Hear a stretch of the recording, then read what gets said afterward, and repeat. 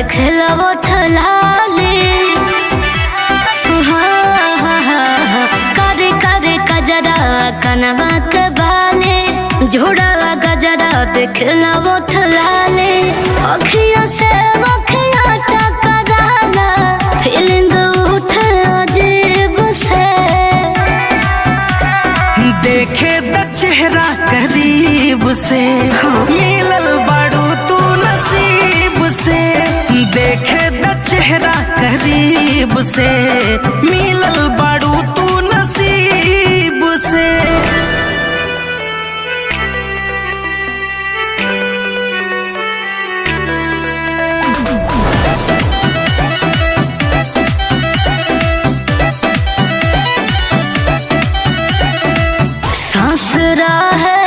धड़कन में धीरे से आके समा गईला प्यार के तहरा बारिश में भीजे बदरा बन के छा गईला तू बाड़ू बड़ी खूबसूरत हो बन गईलू हमार जरूरत हो इश्क के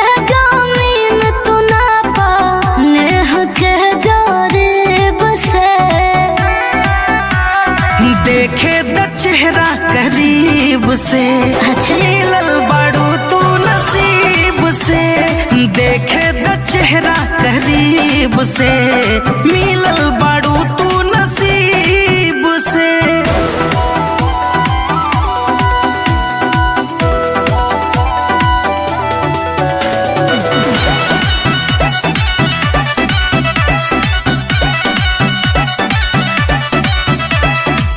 बन के चमकात रही हो हमारा जिंदगी में चान हो मान ले बानी तो के दिल से हम भगवान हो अब मिले न कहीं सुकून हो सब जाना तारे अर्जुन हो